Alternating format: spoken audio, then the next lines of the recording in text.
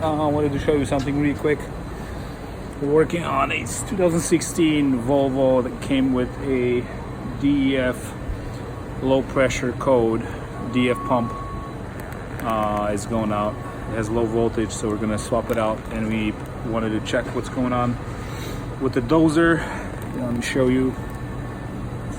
The dozer is right here. It looks clogged up, and that's where the DEF goes in here. Comes out this way, and look at the inside. As you can see, it's pretty badly clogged up. All the buildup needs to go off, come off, and you can see here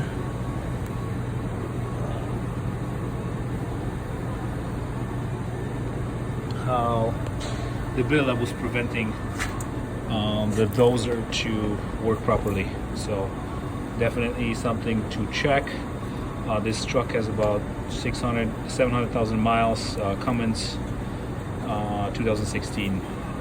So check your DEF system, make sure it works properly. With winter coming and already here, you might have a lot of issues. So thank you for watching. Subscribe if you haven't, and talk to you soon.